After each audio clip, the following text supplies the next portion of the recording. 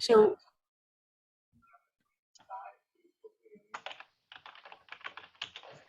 okay, welcome everybody. Welcome to this panel 2 of the Murrow Conference titled Big Tech versus Democracies, the Future of Tech Governance. This panel of the conference is co-hosted by the Hitachi Center for Technology and International Affairs. I'm Professor Carolyn Gideon, and I'm also the director of the Hitachi Center. The mission of the Hitachi Center is to sponsor advanced research and instruction, demonstrate intellectual and professional leadership, and encourage and facilitate a global exchange of ideas on the management of innovation and technological change and the advancement of economic and financial integration. And this panel of the Great Murrow Conference is part of the Hitachi Center Speaker Series. And the purpose of our speaker series is to promote and enhance the discussion within the Fletcher community of the relationship between technology and all areas of international affairs. So I'm delighted that we're going to have a discussion with this great collection of experts with a variety of approaches and perspectives to thinking about the issues of big tech. And before I introduce them, I do want to give a big thanks to Chelsea Quilling for organizing this panel and for curating this great collection of exceptional panelists. So today with us, we have Dr. Aurelian Portuese. He is the director of the Schumpeter Project on Competition Policy at ITIF. He focuses on the interactions of competition and innovation for antitrust purposes. Dr. Portuese also holds a PhD in law and economics from the University of Paris II, Sorbonne, Master's of Science in Political Economy from the London School of Economics, and an LLM from the University of Hamburg. Dr. Portuese has a forthcoming book, Antitrust Populism, which will be published by Oxford University Press. We also have returning to the Fletcher School, well, virtually, one of our past speakers, Dr. Andrea Renda, who is a senior research fellow and head of the CEPS unit on global governance, regulation, innovation, and the digital economy. He is part-time professor of digital policy at the School of Transnational Governance of the European University Institute in Florence. He is also visiting professor of competition policy and the digital economy at the College of Europe in Bruges. He is fellow of the World Academy of Arts and Sciences, a City Fellow at Columbia University Center for Teleinformation, and a member of the European Parliament's STOA International Advisory Board. He was a member of the EU High-Level Expert Group on Artificial Intelligence and is currently a member of the Advisory Group on Economic and Societal Impacts of Research for the European Commission, DG Research and Innovation. Dr. Renda is an internationally recognized expert in regulation, evidence-based policymaking, and the impact of new technologies on policymaking, both in developed and developing countries. Our third panelist is Katharine Trendacosta, who is the Associate Director of Policy and Activism at the Electronic Frontier Foundation, EFF, focusing on intellectual property, net neutrality, fair use, free speech online, and intermediary liability. Before joining EFF, Ms. Trendacosta spent many years as a writer and editor at the science fiction and science website IO9, while also contributing occasionally to IO9's sister publications, Deadspin, Jezebel, and Gizmodo. Ms. Trendacosta earned her BA in history at Columbia University and her JD at USC Gould School of Law, doing work with USC Intellectual Property and Technology Law Clinic. It was her experience in media that led her to going to law school with an eye to learning more about fair use and copyright law. She's excited to be melding both her legal and writing background together at the EFF. And we have with us as well, Professor Christopher Yu, who is the John H. Chestnut Professor of Law, Communication, and Computer and Information Science at Penn Law, and Director of the Center for Technology, Innovation, and Competition at the University of Pennsylvania Law School. He's the author of The Dynamic Internet, How Technology, Users, and Businesses Are Transforming the Network, which was published in 2012, Networks and Telecommunications, Economics and Law, which was published in 2009, and The Unitary Executive, Presidential Power from Washington to Bush, which was published in 2008. Professor Yu testifies frequently before Congress, the Federal Communications Commission, and the Federal Trade Commission. In addition to his positions within Penn Law, he holds a secondary appointment at the Annenberg School for Communication. Okay, so what are we talking about today? The term big tech has become a bit of a Rorschach test, I think. There are many people who seem to think there's some problem with big tech, but they have very different ideas of what that problem is, with very varying degrees of definition of those problems. At its heart, big anything with respect to industry is usually an issue of monopolization or something close to monopolization, but generally a lack of competition, which is something that we address with antitrust. Now, I find the topic of this panel a bit provocative: big tech versus democracy. Like, what is it about big and big tech or big anything that's inherently opposed to democracy? Some information and communications technologies, and more generally network industries, have certain economic characteristics that make competition difficult to sustain. And this is what we call a market failure. And antitrust or competition policy is a tool for addressing market failures of concentrated industry to make the markets more efficient, which comes from having more competition. So what does that have to do with democracy? It certainly helps keep prices low, get services to more people, promote innovation and higher quality of products and services. But is it that big tech in particular has taken over functions that previously were provided by the public sector? And is that because the tech is big? And does antitrust fix that? Is it because we're talking about speech and discourse and the essential role of the press in a democracy? Is that because the tech is big? And does antitrust fix that? Or is this something that we should address with a public interest approach because we're protecting a critical societal value that's not consistent with the market mechanisms? And for the things that antitrust can and should address, there is, we can probably all agree, if on nothing else, that there is a lack of competition and suboptimal innovation that's happening. How do we address those things when the technical aspects of antitrust and competition law, like market power and even defining what the market is, are particularly ill-suited for the technology platforms where the, quote unquote customers are really the product? So the problem is really not well defined yet, let alone the potential solutions and the role of antitrust, the role in particular that antitrust can play. And that's what I'm hoping we'll be able to resolve a bit here with our great panelists. So we're going to begin with each panelist telling us what they think are some of the social, economic, or policy implications of the market dominance of the big tech firms, and what are the policymakers around the world getting right and getting wrong about the bigness of big tech. So we're going to start with Dr. Aurelian Portuese. All right. Thank you very much, Caroline, for these invitations, and I'm very glad to be a co-panelist with very distinguished panelists. Perhaps talking about big tech, or it's important to discuss in this post-COVID world, this alleged market power or dominance.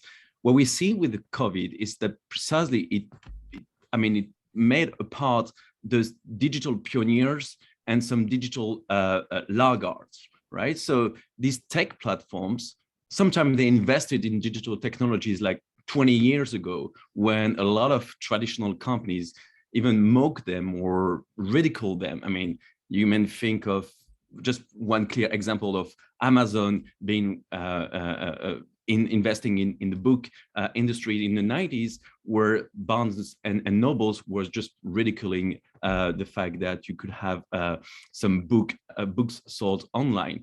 And so when you look at the post-COVID world, it's very important to see that those who invested in digital technologies, definitely they have a leadership. But it's not only large tech companies. Just think, for example, of small tech companies like PayPal. They have been a leader 20 years ago of tech innovations, and they're still here, right? So it's not about large or small company, it's about digital innovations and pioneering some technologies 10 or 20 years ago, or even sometime 30 years ago. And so, I mean, there's an Accenture report that says that digital leaders are now growing at 5 times higher than digital laggards now, a post-COVID world, which is much more than the 2 times growth rate that they had before the COVID, the COVID pandemic. So it just tells you that you have to digitalize in order to have some growth prospect. And it's very important to be to develop those digital capabilities.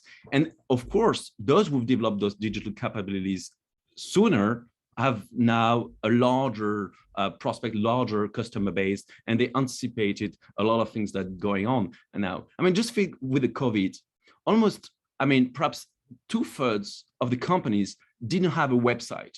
If you look at, you know, the small shops in your local communities, most of them just didn't have a website and couldn't deliver the goods and products that you used before COVID. And so internet has been created 30 years ago, and you have a number of small businesses which were totally outside the digital revolution. So I think COVID exacerbated the distinction between those digital leaders and digital laggards, but it doesn't mean that it's a problem in itself for antitrust to punish those who have been digital leaders. I mean, antitrust is about market dominance, right? And some digital leaders that we talk about, the big tech firms, are not even dominant in their markets. I mean, you may think of a lot of companies, right? For example, Amazon is has a very small market share in terms of grocery, or Apple in terms of music is not the leading in terms of music streaming market share. And so it's very important to look at, rather than the size or the number of companies, to look at the market dominance and how do we define markets so that, as you just said, they are more fitted for the digital economy, but also what is the dominance? We have to look at these companies really dominating the market, and sometimes they are not dominant. So what competition policy should do and what antitrust enforcement should do is to properly define markets, to look at market dominance, and to look therefore at whether or not this dominance is acquired and increased via anti-competitive means, not in and of itself of the size of the companies. And unfortunately, the size of the company now matter more than the anti-competitive conduct. If you look at in Europe, the Digital Markets Act is more focused on size without even defining market dominance, because we don't define market anymore. Also, the antitrust bills in Congress that are discussed currently are more concerned about the size and the size threshold rather than defining markets and market dominance, let alone the anti-competitive aspect of these market dominance. So I think it's very important for antitrust to better understand the market, better define the market in order to look at those market dominances, which may lead to anti-competitive conduct. But if the question is just to punish some companies which are in and of itself not even dominant in their respective markets, that will lead to, I think, a more populist stance of big is bad. And I think we've been down that road over the last few decades. And I think antitrust has improved by avoiding this populist stance and by having its analysis more grounded in economics. So I think we need a lot of caution in here, and we need to go back to the very principles of antitrust so that we may adapt antitrust for the digital economy, but we shouldn't just get rid of the principles of antitrust that made precisely the American economy very competitive and a leader of innovation. So that would be my my first remarks, but I look forward to discuss with my co-panelist. Thank you. I think that lays down a bit of a gauntlet for us, so that's a very fun beginning. Andrea Renda. Can you give us your remarks, please? Sure. Thank you, Carolyn, and good to be back, although virtually. I think it was 2017 or something when I stopped by at the Hitachi Center at the Fletcher School and for a seminar. I have a very good memory of that occasion, and happy to be with my distinguished co-panelists here to discuss what promises to be a very lively session. Well, on the big, I think there's no question, right? Even if the comparison is not necessarily appropriate, just for, in a more sensationalistic way, one could say today, for example, that Apple's market valuation is greater than the UK GDP. You could probably say that perhaps on the size, there's little question. On the impact, what I can say is, and perhaps trying to provoke a little bit my co-panelists to put it in the discussion is, we started 3 decades ago with a conscious decision at the early days of the World Wide Web not to regulate this environment, and in particular not to place responsibility and liability on the online intermediaries, what today we call big tech to a large extent. So those that indeed in the EU Digital Markets Act today are called gatekeepers of an ecosystem rather than dominant companies. It was a decision that was motivated by at least a couple of factors, but people like Christopher, I mean, if we start listing those factors, we probably could spend an whole evening, defining what was the dominant thinking at the time. But first of all, is that the internet as an end-to-end open architecture, supposedly neutral in the sense of net neutrality, was a place for permissionless innovation, was a place for experimentation, was a place that was small but growing fast, and there was no reason to believe that there would be a concentration of power in the hands of a few intermediaries, at least during those early days. The second thing that I remember from those years is our emphasis, many of us, economists, lawyers, on the great contestability of the dominant positions that would emerge in the early days of the internet. It's like if we had like a big bang with a very unstable equilibrium, and so companies like MySpace that made it to the top then could be immediately dismissed and end up in a dusty corner of cyberspace in a matter of days or weeks. And so people were saying, what, we shouldn't intervene or we shouldn't overdo it in antitrust, because in the end, the market is fixing it. Companies are constantly competing for the next generation. So companies are competing for the market rather than competing in the market. And the network externalities that populate the internet are working as huge centripetal forces that can lead to the rise of a single monopolist in a generation in a given relevant market or combination of relevant markets. But then this will be replaced probably, if the company does not keep the pace of innovation, it will be replaced by others that can innovate faster. Okay. So the big market contestability, the openness, the ability for garage firms to become huge, and just to give an example, WhatsApp to conquer hundreds of millions of users with 50 engineers. Okay, this is something that is a distinctive trait of the internet economy since the early days.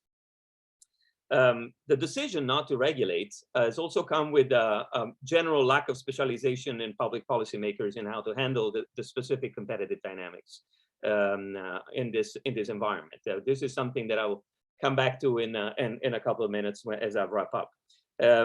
What has happened since then, though, is that, in my opinion, and just as a flash, just to discuss that, is that two things that I can mention. The first is technology has proven to be very plastic to all the attempts to sort of maintain the sort of democratic and more open and more competitive nature of the internet. I would dare to say, but Katharine will probably yell at me if I say this, is that the years of the net neutrality debate have been years in which most of us were fighting with some, I think, good reasons in mind and good motivations in mind, but we have come to discover over time that the world was going in a different direction. And then even the best, the most laudable of motivations have sort of somehow backfired, meaning that A fistful of players have taken advantage of even of the net neutrality battle, in my opinion, to consolidate their positions. And so technology is plastic. Also, if we see how tech giants have responded to attempts, perhaps late attempts, to govern them or to constrain their use of data, for example. I'm thinking about the GDPR, a famous data protection regulation in Europe, which as an ultimate impact so far has only consolidated the market position of the large tech giants, which actually leverage and exploit it in ways that can limit the entry possibility of other players. So that's the first thing that I would say. The technology has proven to be plastic to external attempts to regulate it, and those attempts have been perhaps a bit awkward because they've come a bit late, and by policymakers that try to impose traditional rules on an environment that does not respond to traditional legislation made only with words on a paper and judges to or regulatory authorities to implement it. The other thing that has happened is that the contestability is gone. As there's a provocation maybe for Aurelian, but maybe also for Christopher. Who's the new platform that has reached that position in the last 10 years or more? The last ones to get up there in the Gotha in the ivory tower of the big tech giants is probably Google or Amazon, and we haven't seen players getting up to that level. And as a corollary to this, we've seen a massive practice of killer acquisitions, right? And that is very, very important if you want to understand the consolidation of power in this industry. So this has been associated by economists with a number of tendencies and impacts that have raised concerns among policymakers. The first that I can mention is value capture, meaning the centripetal forces that have led a few tech giants to appropriate much of the value generated by users and small businesses in the internet ecosystem. And this is something that is visible, empirically proven, and this is something that has created distributional problems over the internet. The second thing is that the more the internet economy was becoming big and important, the more the data that were crunched and managed and stored by this fistful of tech giants was becoming enormous and huge, the more these players have had an incentive to invest in algorithmic governance. Most of what happens in the tech giants today is algorithmic in nature, and policymakers don't know how to handle this. It's very difficult to say that a competition authority can inspect an algorithm because Google search changes. The algorithm is changed hundreds of times a year, major changes, thousands if you look also at non-major changes. And there is an increased chasm between the way in which governance takes place in these players and in this market players, and the way policymakers can try to even scratch the surface of what happens inside there. So I'm going to wrap up very, very quickly because I don't want to make it too long. But I think what we've seen since then is a distancing gradually of the performance and the internal practice and governance of these players with respect to what policymakers and the rest of the economy can do. It's a polarization and a decoupling that is very extensively studied. What to do about it?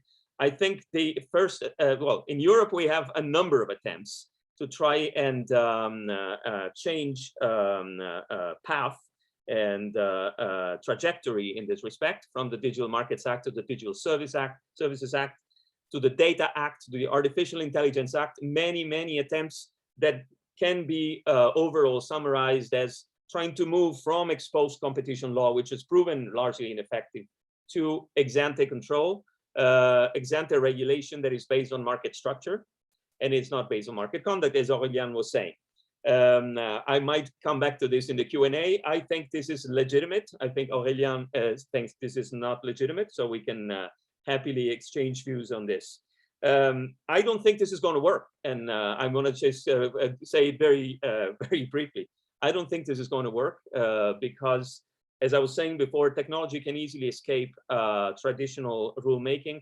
There are a number of new provisions that are emerging that perhaps tell us something about how the future control of big tech companies might look like, perhaps in 5 or 10 years from now. And I close by just outlining this in a very imperfect and incomplete way, admittedly, not to take too long. One example is the Digital Services Act, which in the field of content moderation in particular gives the possibility to, or actually obliges large-scale platforms to give access to academics and researchers, what are called vetted researchers, to look inside algorithms and the way AI systems are used to moderate content. There are a number of new provisions that enable policymakers to look or even establish secure data exchanges with large tech giants to be able to perform real-time monitoring, which obviously has its problems, but it's probably the future of oversight and monitoring in these markets. And there is a number of additional proposals to ensure that end users have more control over the flow of their data and thereby have a little bit more power in dealing with large tech giants, alongside regulatory measures, for example, in the Data Act, that try to introduce elements of fairness in the contracts between platforms and businesses. Is this likely to work again? I think it's a very, very heroic and very acrobatic path. I think it's going to be difficult. We'll make many mistakes. I think there is a big risk of micromanaging the internet. And on this, I might agree with Aurelian. But I think something has to be done to ensure that policymakers start using the same tools that big tech giants use to preserve and nurture their position in the digital economy. Because otherwise, the distance will continue to increase, and this, in my opinion, has important consequences, even independently of the position and the willingness and the motivation of large tech giants, has enormous consequences in terms of distribution of value in the economy, and also in democratic terms when it comes to the relationship between public institutions and private players. I'll stop there. Over to you, Carolyn. Okay, thank you. Okay, so next we have Katharine Trendacosta. Yes, so I think it won't become as a huge shock to people that I sort of disagree with the two speakers who have come before me. I think there are a couple of things to point out. First, when we talk about big tech versus democracy, there are a couple of levels that we should separate out. The problems of speech online versus the problems of competition are interrelated, but not the same. And for any country that is not the United States, that can be very different. But in the United States, it's very difficult to regulate what companies allow and don't allow without running headlong into the First Amendment, which pretty thoroughly protects speech online. In the sense of intermediary liability, changing intermediary liability in any way for third-party hosting of speech just leads to censorship. That is across the board how that works. It has been studied, and that's what happens. What I would also say is, I often say in the context of net neutrality and various other things that ideally we have net neutrality, we have Section 230, and we have competition. We don't have competition, and since we don't have competition, net neutrality and Section 230, which is what immunizes American companies from third-party liability, are vital. Because if there are only a few gatekeepers, then you need to make sure that they are allowing as many people online and as many people to do to speak their minds as possible. Again, in an ideal world, we would have competition, but we don't. And that goes for every level of the stack. It is not just about GAFAM, Google, Apple, Facebook, Amazon, and Microsoft. It's also about ISPs. In the United States, most Americans have little to no choice for their internet provider. I have lived in the 3 of the largest cities in this country, and only when I moved to San Francisco did I ever have an option for my internet provider. And that depresses a lot of things. And in the pandemic, we saw how vital it is to have high-speed internet connections everywhere. But in the United States, ISPs have pretty thoroughly carved up the country so that they control various parts. And the idea is that because technically another ISP exists somewhere, there is quote unquote competition, but there isn't in the place that you live. And when your choices are between no internet and bad internet in this world, you have to choose bad internet. And what's happened is that rather than spend that money on building better infrastructure, which is what market forces you would think would do, these companies spend that money on stock buybacks or on vertical integration, which is why so many ISPs now own entertainment companies. And without net neutrality, they can make it so that you spend more time on the properties that they own rather than a competitor's, or they can slow down a competitor, or they can zero rate their own work and not someone else's. So that's one side of it. The other side, which is the GAFAM side, is that American antitrust is very much based in the idea that the only harm that can come to a consumer is that prices go up, which is ridiculous, especially in the tech era where a lot of these companies, in the case of Amazon, are slashing prices to destroy competition and relying on other services to prop up their money, which is, again, the vertical integration problem. And then the other thing, or they don't sell anything at all and it's free, such as Facebook and Google.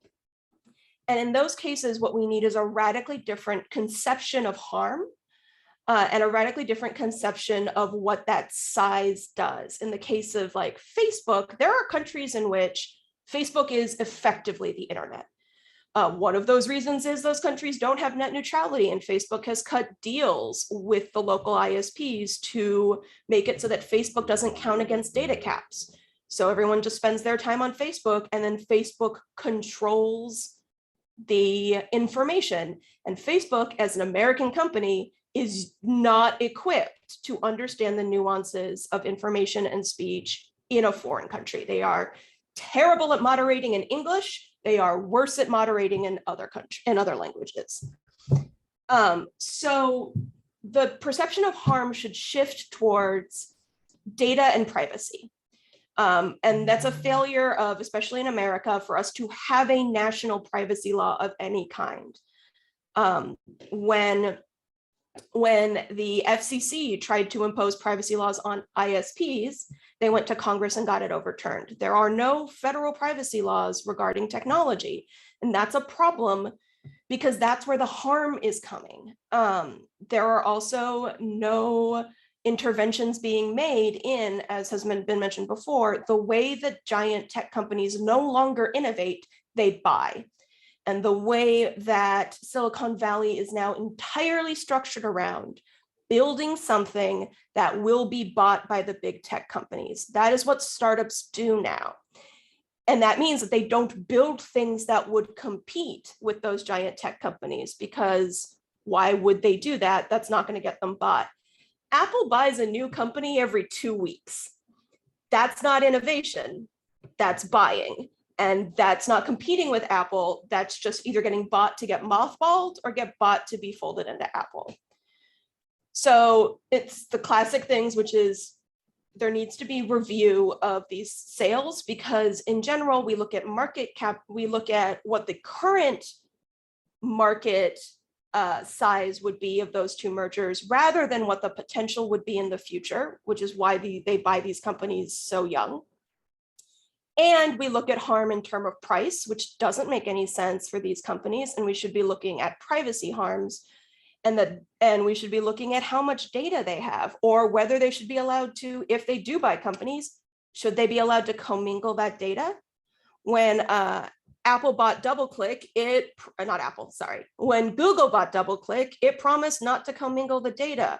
And then immediately after after it bought DoubleClick, it commingled the data to build a better database of your movements online.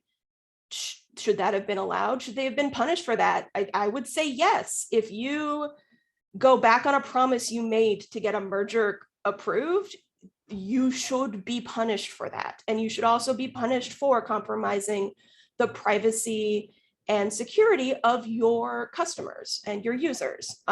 So to sort of sum up, I would say that the speech and net neutrality problems are semi-separate and semi-interrelated, but that largely this is a problem of size. It is a problem of, it's a problem of size, it's a problem of privacy, and it's a problem of the way that antitrust is evaluated in a world that moves much faster and without price as the underpinning. Okay, thank you. And now Professor Christopher Wu, Professor Christopher Yu will give us his views on this. Well, thank you, Carolyn. Can you hear me? Yes. All right. I had to cycle my headset, so thanks.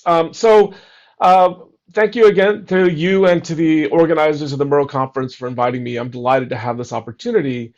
And I think that some of the previous speakers have done a nice job highlighting, just how different the proposals and the debate we're about to switch to, which is, as Andrea said very correctly, it's a discussion about replacing conventional notions of competition law on the economic side with ex-ante regulation and a very different approach. And as Aurelian pointed out, it's really about focusing on size. If you look at the Digital Markets Act, you look at the House bill proposals in the US, the Senate bills, they look at the number of users and the size of total revenue or market capitalization in terms of economic size that becomes the basis for liability. And I'd like to talk first about that within the economic sense of what that means for economic regulation and competition law, and then talk about what it means larger for democracy as a whole. On the economic side, it sort of feels like Back to the Future to me, which is, we had a long history of really stemming from Brandeis's landmark book, The Curse of Bigness, where size in and of itself became a problem. And in fact, I'm working on a historical project along with my fellow Giovanni Massarotto to try to recover some of this history and these origins. I'll spare you the deep origins of it, or where it began, but sketch out the more recent history. That really by the 1960s, that point of view of the curse of bigness had really taken hold in U.S. law and in European law. So you can see there was multiple goals. It wasn't just about economics. There was an aspect about protecting small businesses for their own sake. You see it reflected in legislative enactments like the Robinson-Patman Act. You see it in Supreme Court decisions like Brown-Shoe. And you see it in the original 1968 merger guidelines, which set these very low thresholds for when things became problematic. So very small. When it was big, what meant to be big is too big was essentially kicked in at a very, very low level. If you look at the last 50 years of both economic thinking and legal doctrine, there's been a pretty major sea change. And what you see is, in terms of goals, an abandonment of populism in favor of a more economic analysis, just as a matter of what the objectives are, partly because populism was indeterminate and partly out of a recognition that no one law can fix everything. So, many people would want to have antitrust to affect wealth redistribution. It's actually having to do that in competitive markets at the same time can be quite hard, and other people would say tax policy is the right vehicle for wealth redistribution. But I think whether we differ on the exact details of each regime, asking one regime to do too many things at the same time means you're sub-optimizing multiple things, and it generally leads to worse outcomes. Also, even if you establish economics as the paradigm, there became a recognition that size is ambiguous. So what you realize is, first, size is endogenous to competition, which is it may be the result of a company that's invented the proverbial better mousetrap and has actually competed better on the merits. And so, in fact, it's not, in fact, independent of what you're looking at. And the important dynamics that are tied up in that may be squelched if you just make size itself a problem. We also became aware that size is sometimes the result of natural market forces. There are things like scale economies that matter, and that in fact we may not see a market that consists of 100 or even 10 competitors, that in fact the natural structure of creating good products and consumer enhancing products is fewer than we'd see in other markets, and that's true in the digital economy. But on a much bigger level, we became aware, and it was a matter of theory and a matter of empirics, that there is an ambiguous relationship between structure and economic performance. Contestable markets theory taught us that, in fact, very company industries or markets dominated by very large market share players can actually behave quite competitively, and there's a number of other theories. And there's been the growth of empiricism that's caused us to move away from this, what we call the structure, conduct, performance paradigm, where we just look at market structure and think, oh, that was important. And in fact, what we see is a moving away from this, but also an awareness, even if you see that effect, The efficiency analysis touched off by Oliver Williamson has realized that, in fact, there may be compensating benefits. So what we see is in shifting to a focus just on size, ignores a lot of teaching. First, it looks at absolute size, not relative size. It says if you're a certain size, you're a problem, without actually determining whether that gives you a dominant market position.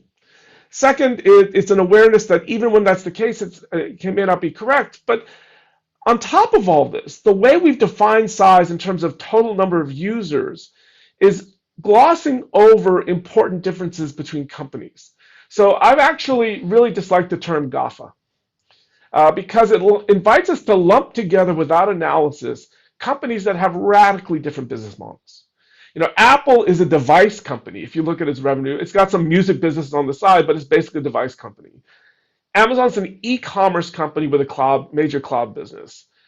Google and Facebook are advertising companies, and depending on which ones you look at, and people will argue this differently based on what their policy outcome, they may or may not be different segments of advertising. And so when you look at this, the idea that they're somehow we can put Amazon and Apple in the same group as digital platforms or tech giants or whatever, just doesn't make sense to me, because in terms of actually analyzing the structure, what it's likely to lead to in terms of effects, not likely. And especially actually I think in terms of, to put back to Carolyn's framing, in terms of democracy, the idea that Amazon and Facebook occupy the same position in terms of democratic impact just doesn't seem logical. So, just by looking at size and number of users and putting them together in that category doesn't make sense.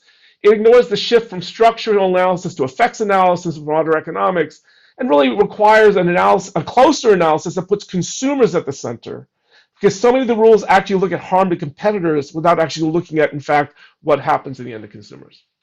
Now, I'll close with a few words. Let's go beyond the economics to about democracy and social impact. So what I would say is there is a tendency, just as we see in the economic analysis, to assume the harms from size rather than analyzing the harms from size.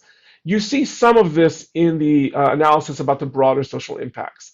So it's funny, to go a bit anecdotal on you. So it reminds me of the fights when there was the other big giant that was going to change commerce forever, not online, but in the real world, which was Walmart. And in fact, you could find in old bookstores 20, 30 years ago, whole racks of books about how Walmart's going to destroy everything. And it's interesting to me. I grew up in a town of 25,000 people in the Mid-South. And Walmart was actually had a lot of benefits for my town. It delivered a broader range of goods at cheaper prices in a town that really couldn't sustain a department store before. It forced suppliers to modernize their system with electronic data interchange. You can actually move one product from one part of the Walmart system to any other part in 24 hours, which is something no other retailer could do.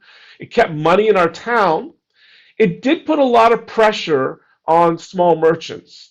Many of them were selling goods that were not efficiently sold by little small companies like, bulk goods like soap. But there was a whole bunch of books came out that you survived by selling higher service products, better targeted products in ways that actually were delivering higher value. And there's a great story in Canada about how Canadian Tire actually beat Walmart at its own game. So there's a very ambiguous set of things on the economic side.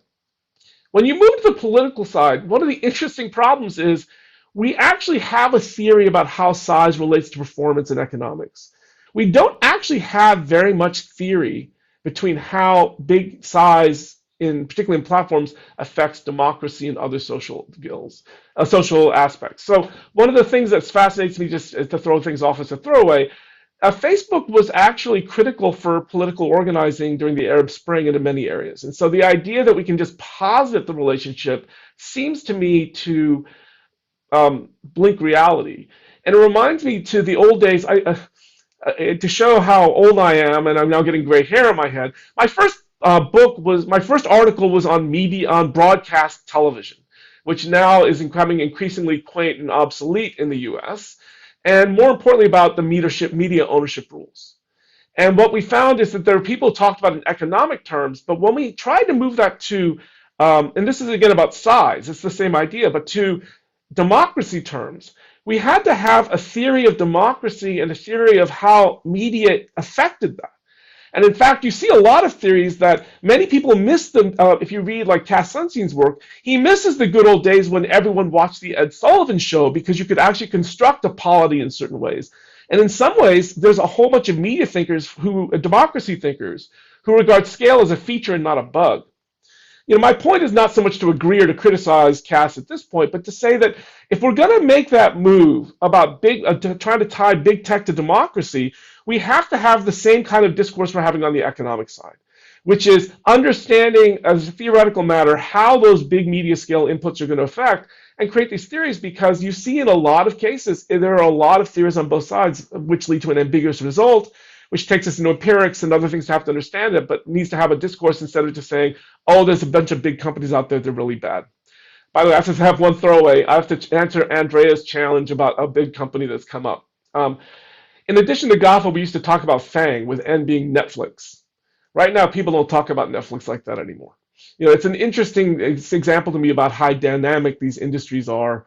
Andrea, you and I have been doing this long enough. 30 years ago, it was AT&T and IBM who basically don't matter as much. 20 years ago, it was Microsoft. 10 years ago, it was America Online, which was the end of history. And that, just to say America Online just shows how quaint, this was around the year 2000, and now 20 years ago. And the funny thing is, we're going through this world where we're changing this all the time. It isn't to say that there aren't problems from big companies. But just the fact that a company is big in the short run is not necessarily a sign that everything is the end of history. We've got to go create new principles. I think we have to have a more analytic approach before we go pull that lever. Okay. So I'm having trouble deciding which thing to jump on because I have to admit. I can jump on. I can jump on if you don't mind. Yeah, so I think it's a very interesting debate, and I love those debates where there are various viewpoints. That's precisely make the debate move forward. Perhaps before, I just want to react to perhaps what Andrea said when there was this belief that internet was not regulated and has never been regulated. I think you can almost. It's concomitant with the emergence of internet that there was the biggest antitrust case, and this was the Microsoft case. I mean, if you look at basically the birth of internet was precisely to regulate Internet Explorer and the way browsers had to compete with other software. So antitrust has always been here. I mean, if you look at also Intel decision in Europe in 2009. It's a very important decision which precisely has been recently overturned because it didn't make sense economically speaking. So antitrust has always been here around internet, and in terms of contractual regulations, a lot of regulations on contract were made on the basis of distance selling. This kind of you sell on the distance. That's how you regulate internet. So there was a lot of liability, contractual obligations in terms of regulations of internet already. Of course, the regulation is much more aggressive, and that's we cannot deny it. Also, just to react perhaps to what Katharine have said, I think there's a paradox. It's quite paradoxical for those who want more aggressive antitrust enforcement, which is totally fine. It's quite paradoxical that to say we should focus on size. Let me explain why.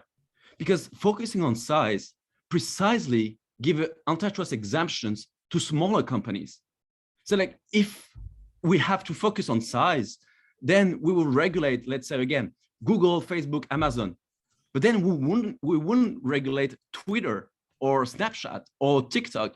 We precisely raise a lot of issues in terms of freedom of speech or other. So the idea to regulate on size completely ignore the gatekeeping functions or the market power or the dominance, whatever, that we just precisely should focus on when we talk about antitrust. So to think that these issues are only relevant and materialized when you reach a certain size, I think it's precisely giving an antitrust exemptions to smaller companies, which play a significant role. I mean, look at commerce. We can talk about Amazon, but what about Shopify? We can talk about a number of tech companies in the US, but what about also Chinese tech companies, which play a very significant role in the US and European economies? So I think that's the point why size is a very bad metric.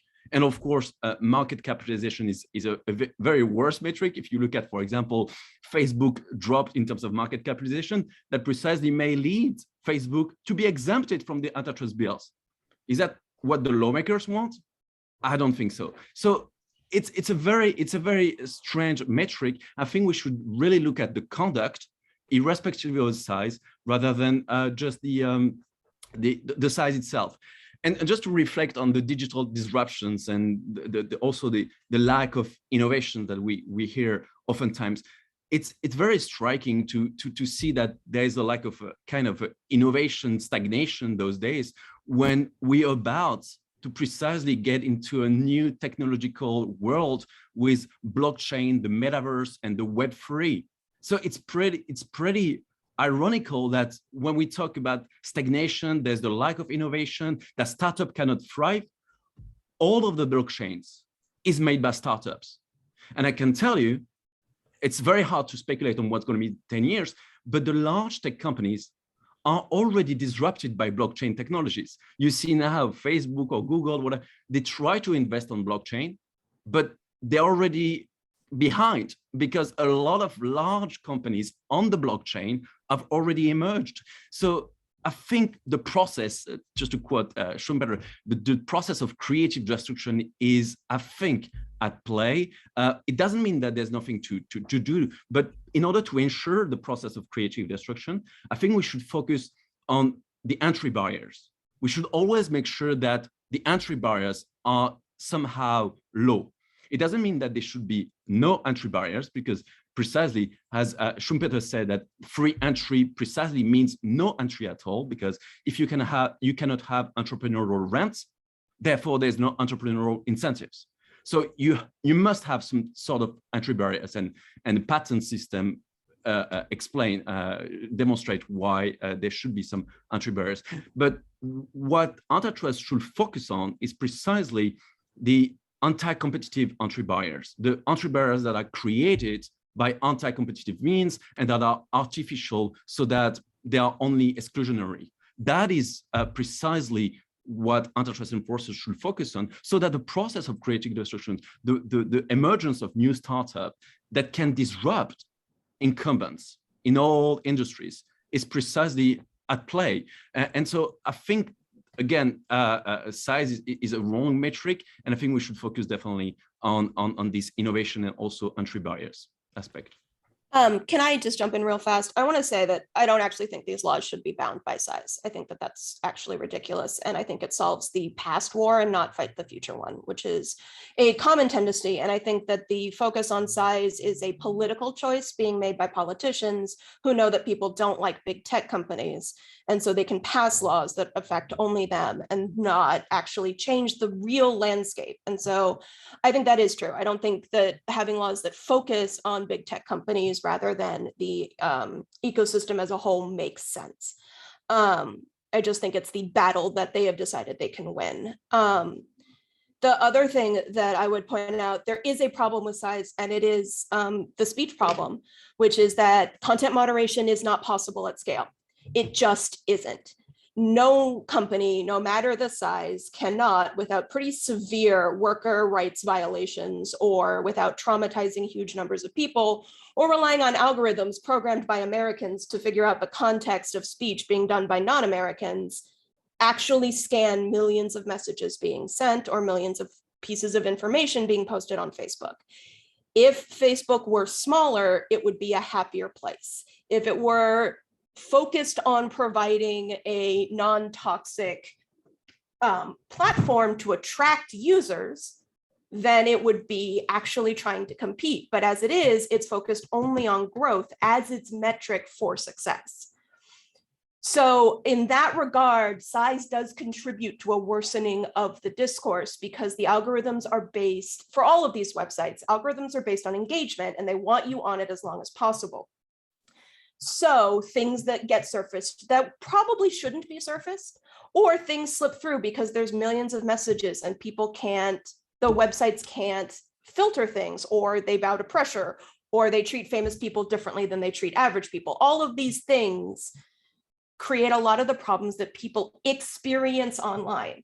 I used to be a journalist, and I used to be a female journalist, and I spent whole chunks of time being threatened with rape and death, because there was no mechanism to do that, and there were millions of people sending it. And like, I'm not saying that I would censor speech, but I am saying that I don't have a choice of a platform to be on. If you're a journalist, you have to be on Twitter, you have to be on Facebook, because that's where people are talking. And if you want people to see your work, that's where you have to be. And so I didn't have a choice to go somewhere else that was smaller and better at managing that. And I think that's the problem, is people feel like they have to be on these platforms because they're large.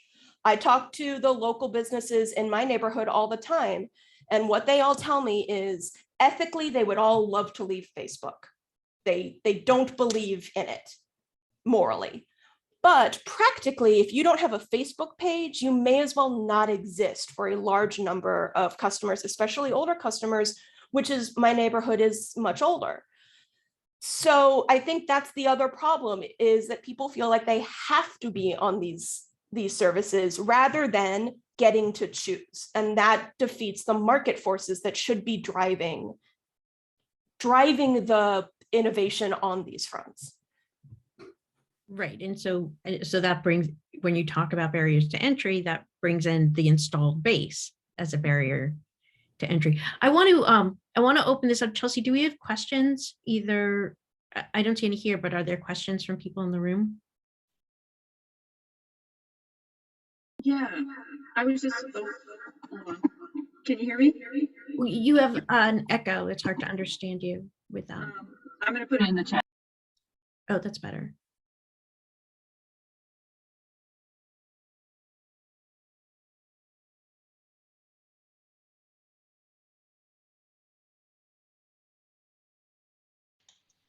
So while we're waiting for that, Andrea, it looked like you wanted to respond. Yeah, well, maybe Okay. clarify a few things. Well, on the initial choice not to regulate online intermediaries, obviously ex post antitrust is not the same thing as ex ante regulation. And obviously I'm referring to things like the 1996 Telecommunications Act, the Digital Millennium Copyright Act, 1996 WIPO Treaty, the Information Society Directive, the E-commerce Directive at EU level, some extent the Communications Decency Act as well. All choices that were motivated by the idea that since the internet was to remain neutral, end-to-end, with no central intelligence to filter content, you needed to also at the same time shield online intermediaries from liability for whatever conduct would take place on their pipelines or servers.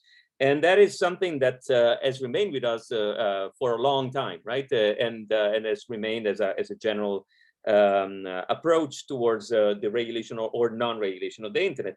What as we've seen later on has been obviously antitrust continuing to chase this conduct. But once you have a company like Google, obviously under investigation for 9 years at the EU level, I mean, when you start and when you end, the world has changed thousands of times on the internet. Right? The Microsoft case is a good example, Aurelian. It's largely what you refer to is a sort of a World Wide Web case. It's actually the attempt of the dominant company of the pre-internet to sort of catch up with the development, so the emergence of browsers that initially the company had ignored or downplayed for sure. And so anti-competitive conduct to sort of reappropriate something that was too late to try to buy, for example.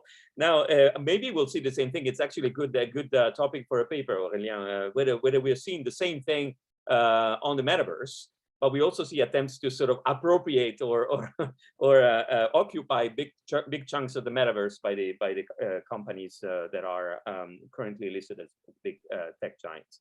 So for me, I'm not saying to clarify two things and then very close with one remark that probably will make you all very, very upset.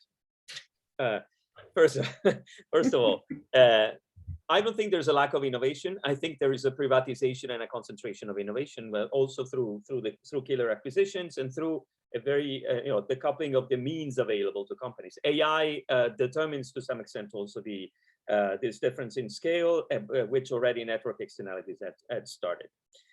Second thing, I agree that size is not the only thing that should be looked at, and I actually think that the size of the big tech giants is currently small compared to the economy that they move. And that is, I think, the most important thing. Just to quote a figure from another, perhaps smaller, more specialized type of platform today, which is Uber. Uber has a relatively small size. It's like 25,000 employees, although they have 5 or 6 million drivers and riders, right?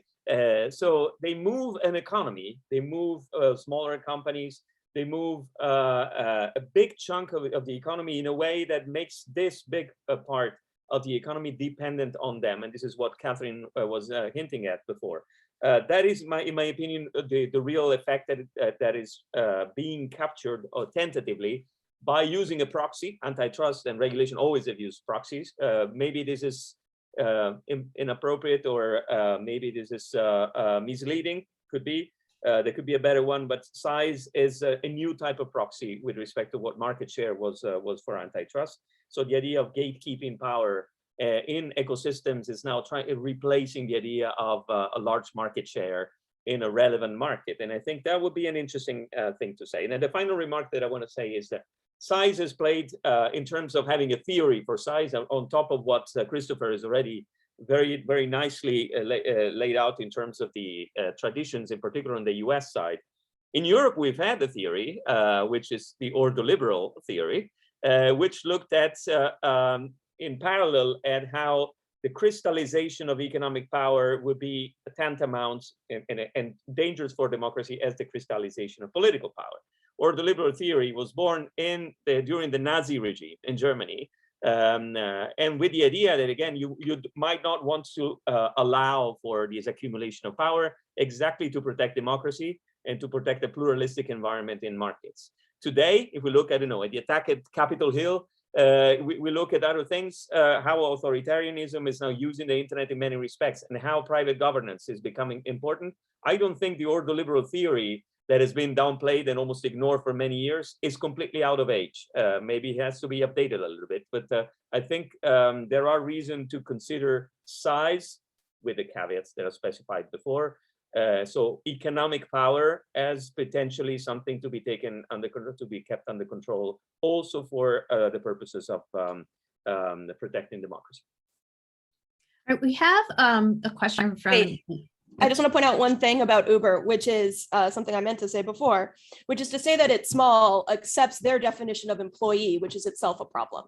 Right. Generally speaking, with these big tech companies, a huge problem is the worker exploitation that they undergo to hide the fact that the technology can't actually do the things they claim it does. All right, we need to allow the questions from the attendees. So one question. Are there particular mergers and acquisitions that regulators should be watching out for in particular? Christopher, do you want to answer that? Well, sure, I'm happy to. I had some other reactions, but I thought you were going to go with the first one, so I was loading that up in my head. So the answer is there are two areas where people say there's types of mergers people should watch out for. So one is for what some people call nascent acquisition of nascent competitors, or what other people call killer acquisitions. And the other is something that Katharine alluded to, which is combinations of data. Talking about the first one, Katharine says correctly, the model of Silicon Valley has changed. Startups used to want to go IPO. Now they would like to be acquired. It's either they want to do one or the other, or they realistically think that their more likely outcome is there to be acquired.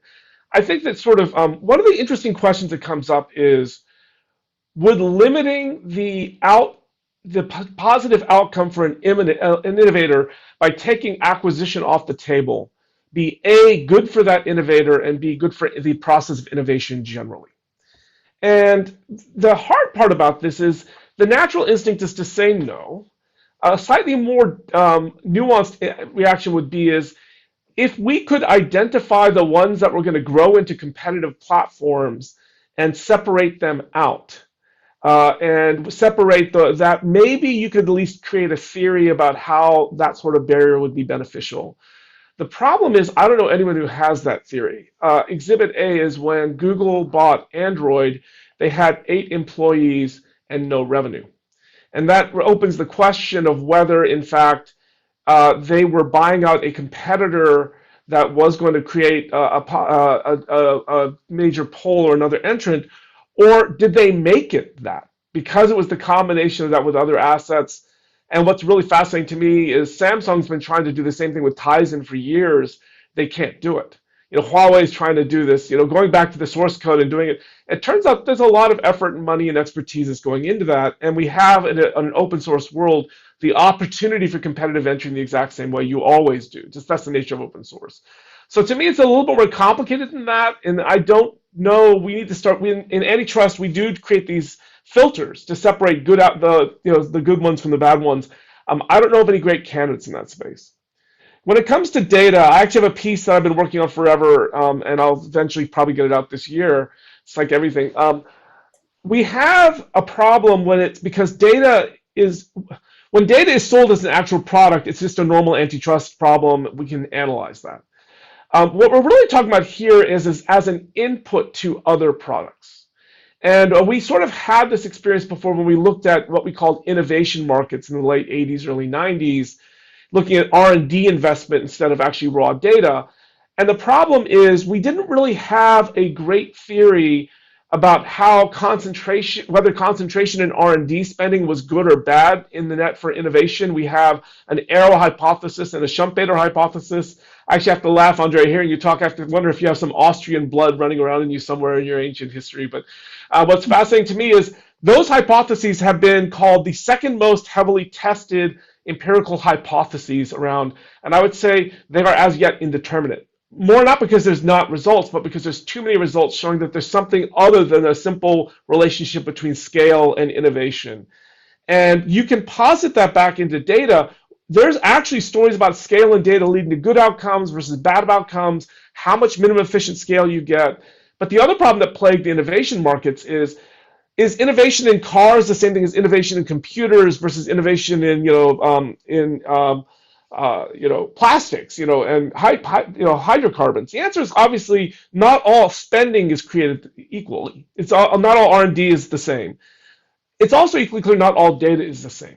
And in fact, I have another short piece I've wrote where you talk about the difference between structured and unstructured data and different things. Just calling the total size of data just again glosses over these important differences that is right now under-theorized. And so when people, most of the attention is going on to those two areas, and it's not to say that it'll never develop in anything, but I would say at this point, we're not there yet. Thank you. There's another question here I really like, and it partly reminds me of some of the things Andrea brought up even the last time he came to speak. Is the EU's regulatory leadership in this area appropriate given that they don't have a tech giant? Or is the EU exactly the right place to propose better regulation? Because I kind of think the fact that they actually have enforced things like antitrust better than other places is why they don't have a tech giant. But Andrea, do you want to take that one on? Well, sometimes I provoke my fellow Europeans, in particular the people in the European Parliament, because when you go into the European Parliament, there's always someone that shouts and say, why don't we have the European Facebook? Why don't we have the European Google? So I was asked, well, when I was a speaker in the European Parliament several times, and my impression is the following: if you demonize the tech giants, which is largely the case in many European contexts and debates, if you accept that Europe has typically had an approach to competition law which is much more attentive to market structure compared to what has happened in the US, traditionally. And if you look at the developments in general and how to conceptualize the economy in general at the European level, I think in principle, I would expect people to celebrate the fact that Europe doesn't have a tech giant, as opposed to to really become so jealous. So I don't know. There's something wrong in there. We're sort of observing these developments. I think that it's going to be, if Europe doesn't have a consistent narrative there, it's going to be very complicated to be a regulatory leader in this field. And I actually would downplay a little bit the idea that there is a Brussels effect, for example, in data protection or even in antitrust. This is, I mean, the moment you see what impact these rules have had on the market, and the problems, the enormous problems that Europe still has with enforcing these rules, you will see that probably there has been a little bit of a hype on the fact that some laws have come out. But I wouldn't say, and you know, my last speech in the European Parliament was about that, and a lot of people hated me because I said GDPR is dead, long live GDPR, but just reform it, try to find new tools. I think that if Europe doesn't crack the enforcement nut, I think that the Brussels effect will not exist and will not continue to exist in the medium to long term. Thank you. Carolyn, can I throw a quick quip in here? Oh, yeah. So it's true, it's much more complicated, but we do have some empirical evidence looking at GDPR, people doing studies, that one, it does reduce advertising revenue, which is going to mean you have fewer companies providing those types of services, which people really like. And the other empirical evidence is showing it is disproportionately hurting small and medium-sized enterprises. Google can handle GDPR. Facebook can handle GDPR. And so the problem is we're seeing, but the privacy problems can be there from the little ones as well. The other anecdote I have to share with you is beyond the markets. I remember when I was in Brussels, I was told with great pride by the Europeans, we are testing out autonomous vehicles. I said, that's great. Where are you doing it? They said, Arizona, because the local regulations didn't permit it. And so there is an aspect of European-style regulation that raises some questions. There's a quote, Angela Merkel said it when I'm quoting her directly, but it's not her. She wouldn't claim it. In Europe, what is not permitted is forbidden. In the US, what is not forbidden is permitted. Now, that's an overstatement, but in a sense, it's a question of what you do with the ambiguous case. And that is an area where things like the precautionary principle leads Europe to take a much more cautious approach to ambiguous cases that actually can really harm innovation. Because if you can't show affirmative benefits, all of a sudden you can't do it. But often with innovation, when it's new, you can't show anything. And so I do worry about the structure of that, less so than the market structure in that, but more that basic outlook can have a direct impact on innovation. On the other hand, you have things like Walmart's worker violations not flying in Europe, whereas it decimated how we treat our workers in this country. So actually that leads to, that's a good lead into our last question, which Katharine, I think you can best address. Do you think that accountability councils and big tech watchdogs can make enough impact to promote democracy? I think it depends pretty strongly. I think when they are stood up by the big tech companies or captured by big tech, they don't do much. You can frequently see this with Facebook hiring people to be its own watchdog, and then nothing they decide is actually binding on Facebook. That's sort of one problem. I do think that something that does work is that accountability councils and big tech watchdogs can promote democracy in the sense that these companies are in some ways still beholden to bad press, and they are still beholden to their own workers who often have stronger ideals than the people who run the companies. And in that way, pressure can mount pretty strongly. Google is a good example of that. It doesn't work all the time, but it makes differences.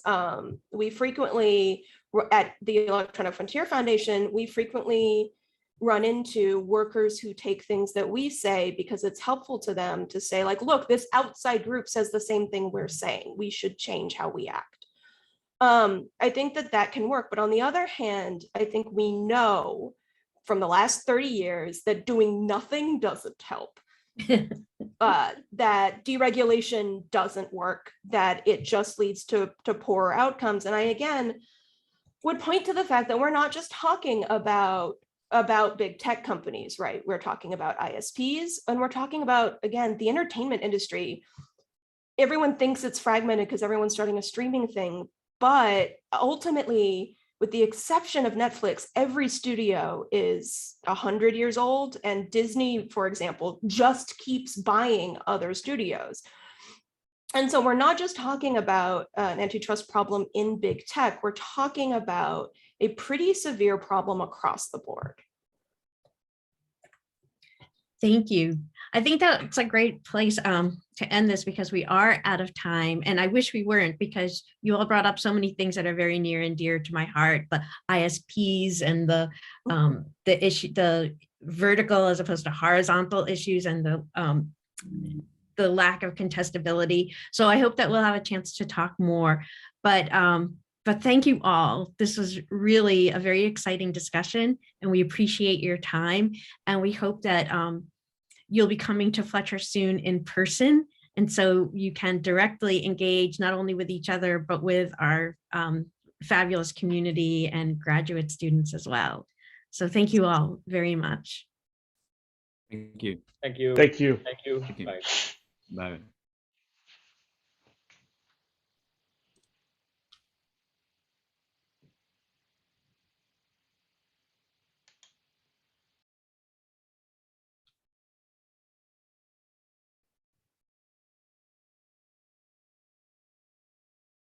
Chelsea, can we stop recording?